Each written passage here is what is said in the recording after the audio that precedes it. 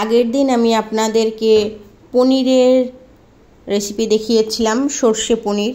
তো সেদিনই আমি আপনাদেরকে বলেছিলাম যে আমি আপনাদের জন্য মশলা পনির বা মশলা পনির নিয়ে হাজির হব। তো যে কথা সেই কাজ, আমি আপনাদেরকে কথা দিয়েছিলাম। তো চলে এসেছি আপনাদের মাঝে মশলা পনির নিয়ে। হাতে যদি আপনাদের 15 মিনিট সময় থাকে তাহলে সেটা রেখে দিন এই মশলা পনির রান্না করার জন্য। কড়াই বসানোর আগে আদা কাঁচা লঙ্কা বেটে নিব। মিক্সিতে কাজু, দুটো টমেটো এবং ধনেপাতার ডাঁটাগুলো একসাথে পেস্ট করে নিতে হবে। একটা বাটি নিয়ে তাতে টক দই, জিরে গুঁড়ো, ধনিয়া গুঁড়ো, লাল লঙ্কার গুঁড়ো, হলুদ গুঁড়ো, পরিমাণ মতো নুন দিয়ে ভালো করে মিশিয়ে নিলাম। এরপর কড়াই বসিয়ে নিয়ে কড়াইতে তেল দিলাম। তেল গরম হলে হাফ চামচ জিরে, গোটা গরম মশলা, তেজপাতা ফোড়ন দিয়ে দিলাম।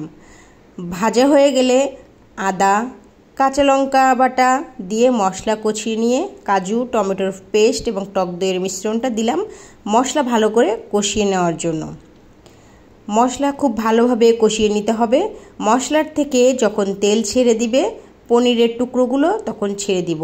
ও হ্যাঁ, আগে আমি পনিরগুলা ভেজে নিয়েছিলাম এবং পনিরগুলা আমি জলে ভিজিয়ে রেখেছিলাম।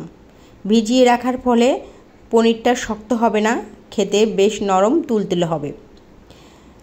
তো এখন পনিরগুলা ছেড়ে দিলাম। ছেড়ে দেওয়ার পরে 2 থেকে 3 মিনিট কষিয়ে নিয়ে হাফ কাপ জল দিয়ে দিয়েছি। কারি গাঢ় হয়ে এলে 1 চামচ গরম মশলা দিয়ে দিব। আমি এখানে পোস্ত বাটা ব্যবহার করেছি। পোস্ত বাটা দিলে খাবারের টেস্ট ভালো হয়। তো এরপরে আমি নামিয়ে নিব। তো রেডি হয়ে গেল আমার আজকের মশলা পনির। কেমন লাগলো আমার আজকের মশলা পনির? এটি কিন্তু বাসায় অবশ্যই ট্রাই করবেন এবং আমাকে জানাবেন যে আমার কোন পনির রেসিপিটা আপনাদের সবথেকে ভালো লেগেছে। আমার মশলা পনির রেসিপি যদি আপনাদের ভালো লেগে থাকে তাহলে অবশ্যই একটা লাইক, শেয়ার, কমেন্টস এবং সাবস্ক্রাইব করতে একদমই ভুলবেন না। মাধুরীস কুকিং রেসিপি পরিবারের সাথে থাকার জন্য আপনাদের সকলকে অনেক অনেক ধন্যবাদ। তো চলুন এখন জেনে নেই পনিরের অপকারিতা সম্পর্কে। আগের দিন আমি আপনাদেরকে পনিরের অপকারিতা সম্পর্কে জানিয়েছি, আজকে জানাবো পনিরের অপকারিতা সম্পর্কে। পনিরে উচ্চ পরিমাণে ক্যালোরি ও চর্বি থাকে, তাই অতিরিক্ত পনির খেলে ওজন বেড়ে যেতে পারে, বিশেষ করে যারা শারীরিক পরিশ্রম কম করে তাদের ক্ষেত্রে। পনিরে থাকা ল্যাকটোজ কিছু মানুষের হজমের সমস্যা তৈরি করতে পারে। এর ফলে পেট ফাঁপা, গ্যাস, ডায়রিয়া, বমি বমি ভাব ইত্যাদি দেখা দিতে পারে। পনিরে স্যাচুরেটেড ফ্যাট বেশি থাকে, যা হৃদরোগের ঝুঁকি বাড়াতে পারে। পনিরে সোডিয়ামের পরিমাণ বেশি থাকে, যা উচ্চ রক্তচাপের কারণ হতে পারে। কিছু মানুষের পনিরে থাকা প্রোটিনের প্রতি অ্যালার্জি হতে পারে। এতে ত্বক চুলকানি, ফুসকুড়ি বা শ্বাসকষ্ট হতে পারে।